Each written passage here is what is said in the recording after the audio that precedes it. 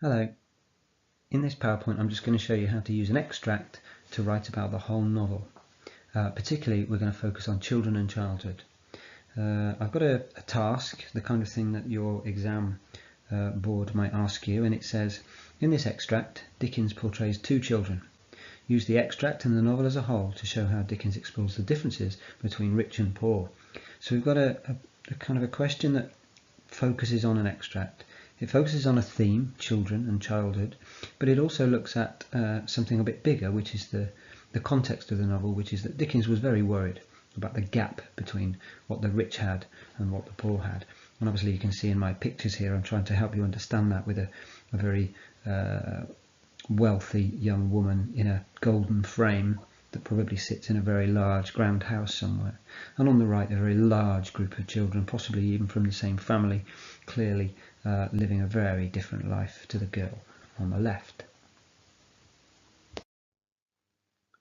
So here we have an extract, not too long. And obviously our first job, whenever we get an extract, is to try and place it, to work out whereabouts it's from in the overall novel. And here you should know that this is right at the end of the Spirit of the Present, the Ghost of Christmas Present, if you like. So we need to be able to place it and work out where. It's right at the end of the chapter. I'm not going to read it all out. What I would suggest you do is print this slide, because I think it'd be very useful.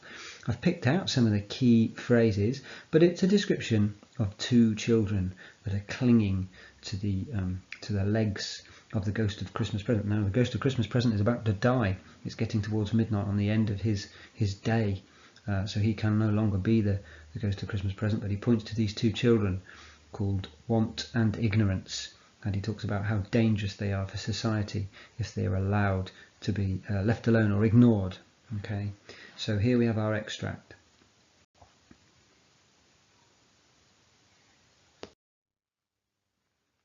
So once you have your extract and you roughly know where it comes from in your story, your next task is to think about all the parts of the story that you'd include in an answer about childhood and about rich and poor. So what I've done is just place a few things on that I could include. So all I've done, if you want to follow my brain is as it's working things out, I've put childhood in the middle so I know what my focus is, and then in the top left hand corner I've got the carol singer. He's the first child I can think of in this story. He knocks on the door, he opens the letterbox and he tries to sing through it. He doesn't get many seconds into his song before Scrooge picks up a stick and tries to chase him away. This is the first example of a child being mistreated or not given any kindness. And you can see that as I go round clockwise round my circle, you can see that I've got a series of things. Each time I've racked my brains for when children appear in the novel, and I've decided to make a note of them. So we go from the carol singer to being exploring Scrooge at school when he goes into his own past. When Scrooge is shown Belle, his former love's life, the one that she eventually leads, we can see that her children are indulged. They are allowed to crawl all over their father. They make mess, they make noise, they scream, they grab, but it's all done with smiles and love. And then we get a portrait of the Cratchits in their house, so we get the children in the Cratchit household. And then of course within the Cratchits you've got Tiny Tim and his experience, and then a bit further on we have Tiny Tim's death. Okay, now you might move that further on, but you could link it to Tiny Tim there, or you could move it further on because it happens further on in the story. And then you notice we've got Want and Ignorance, the two children that are featured in the Ghost of Christmas Present. And then I've just linked the boy below the window. He's the child that Scrooge calls to when he wakes up and he decides that he wants to give the Cratchits the largest turkey in the window. I like to think that the carol singer and the boy below the window might be the same child, that somehow he benefits from this. And then I've also tried to think about Tiny Tim's future, the future that he really has, when Scrooge decides that he can be kinder and more generous.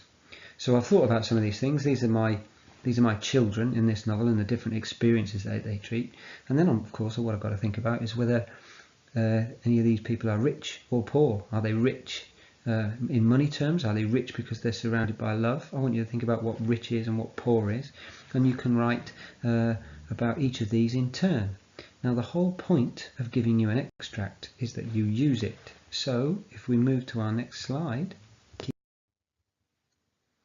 we need to think about the picture as a whole and how we're going to use our extract. And you can see that if I'm going to start with the carol singer and begin with the first child and their experience in this story, eventually we're going to get round to want and ignorance. And this is the bit where you don't need to think and think and think about what might happen. You use the extract. So ideally you'd have a quotation for the carol singer, but if you didn't, you'd definitely tell me what's going on, what happens, what does it reveal about Scrooge and his attitude to this child in particular.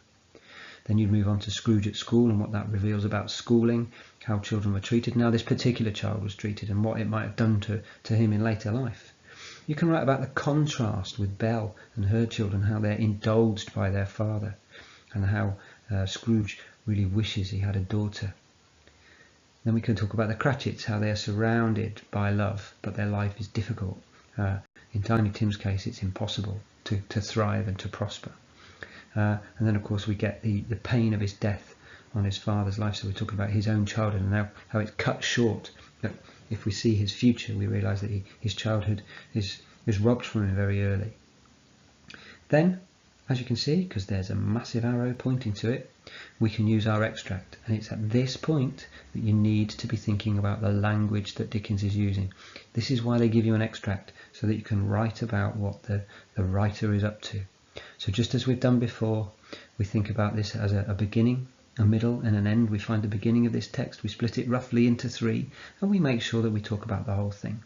We place it, we think about where it is in the novel, but we've done that now.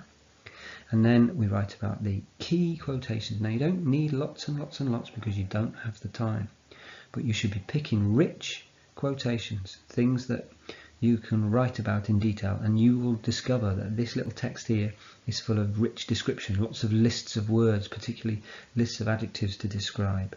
And that's what you do. You work your way through these quotations and you write about what they tell us about childhood and these two children in particular. And when you're finished, you move on because it's just part of a bigger essay. So you carry on and you write about the boy below the window. And then you write about the fact that Tiny Tim's future is secured because Scrooge changes, because he learns, and because he learns, things may change and childhood might be better for 1, 2 or even lots of people if Dickens has his way and people discover that the gap between rich and poor is too wide. So what I'm trying to get you to understand is that your extract needs to be placed, and if your extract comes from stave 3, don't use it until you've written about stave 1 and 2. If your extract comes from stave 1, write about it straight away. It is as simple as that, and it's just about working your way through things. But I want you to think about childhood. I want you to think about what happens to the children in this text, and obviously what's missing from my little PowerPoint here is quotations. So you might need to dig deeper into the text, into the novel, to find some good quotations that you could use to write about the things that are in front of you.